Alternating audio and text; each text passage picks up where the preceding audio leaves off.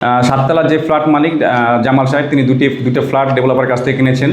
তো ছাদের যে অংশটা 40% অংশ তিনি ছাদের 60% ডেভেলপার যে অংশটা আছে সেই অংশের মধ্যে তিনি তার গাছ বা তার মানে ক্ষমতা প্রয়োগ না করে, মানে তার অধিকার প্রয়োগ না করে তিনি বারবার শুধু আমাদের পাশে আসতেছে তার মানে করার জন্যে, মানে তার গাছ রাখতেছে, সব আমাদের পাশে রাখতেছে। আমরা তাকে বারবার বলছি যে আপনি ডেভেলপারের কাছ থেকে আপনার ছাদের অংশটি বুঝে নেন, কারণ আপনার 60% আপনি ডেভেলপারের কাছ থেকে আপনি ফ্ল্যাট কিনছেন, আপনি তার কাছ থেকে আপনি বুঝে নেন। কিন্তু সেটা না করে সেই আমাদের 40% যে জায়গাটা আছে সেখানে বারবার মানে আমাদেরকে মানে আমাদের জায়গায় সে দখল করার চেষ্টা করতেছে।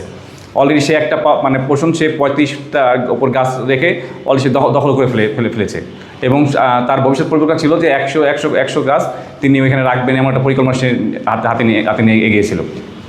এখন সাততলা ফ্ল্যাটের মালিক জামাল সাহেব তিনি যেই কাজটা করছেন, একজন অপরিচিত ব্যক্তিকে এনে তিনি, আমার বাবা একজন ন্যাশনাল ফুটবল কোচ, আমার বাবাকে সারা বাংলাদেশ চিনে, তো তার বাবা আমার বাবার ছবি এবং আমার নাম এখানে ইউজ করছে। এখানে আমরা সামাজিকভাবে আমরা হেয় প্রতিপন্ন হয়েছি, শুধু ফরিদপুর না সারা বাংলাদেশে। আমার বাবাকে সবাই লোকজন ফোন দিচ্ছে, আমাকে ফেসবুকে মেসেজ করছে যে তোমাদের কী হয়েছে, তোমরা এটা কী সমস্যা। তো এগুলো তো আমরা হ্যারাসমেন্ট হচ্ছে। ইভেন আমাদের এলাকায়, আমাদের পূর্ব খাওয়াসপুর এলাকায় আমাদের সুনাম আছে, তো এলাকাবাসীও এটা নিয়ে খুবই উদ্বিগ্ন এবং তারা এটা প্রতিকার চাচ্ছে যে তার চুক্তিনামায় লেখা আছে যে সে ছাদটা ইউজ করতে পারবে। তো সে ছাদ ইউজ করবে, তো সে ডেভেলপারের কাছে মানে যে অংশটুকু কিনেছে, ডেভেলপার যে 60% জায়গা আছে সেই জায়গাটা সে ইউজ করতে পারবে, সেটা তার ইউজেবল জায়গা। তো সেখানে সে ইউজ না করে সে আমাদের অংশে ইউজ করার চেষ্টা করতেছে। যে লেখা আছে কন্ডিশন চুক্তিনামা, এই চুক্তিনামা সে পড়েও নাই, কিছু করে নাই, এইগুলো না জেনে সে এইগুলো অপপ্রচার করতেছে, কেটে এখান থেকে একটু মানে একটা মুখরোচক খবর তৈরি করতেছে আমাদের বিরুদ্ধে। এই জন্যে আমার মান সম্মানের মানে সম্মানহানির জন্য তারা এইসব চেষ্টা করতেছে।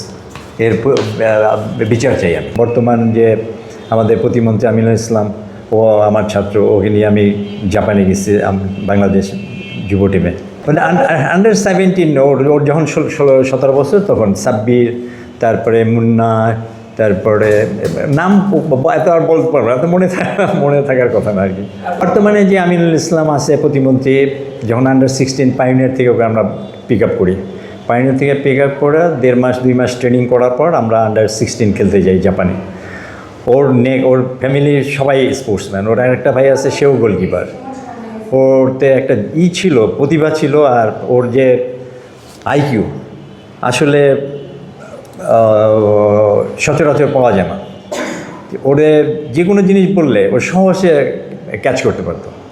একটা গোলকিপারে কিন্তু কুইকনেস যদি না থাকে সে কিন্তু খেলতে পারবে না। তার কুইক রিয়াকশন, কুইকনেস, এগুলা বিভিন্ন ট্যাকটিক্যাল সাইডগুলো ওর খুবই হাই লেভেল আছে।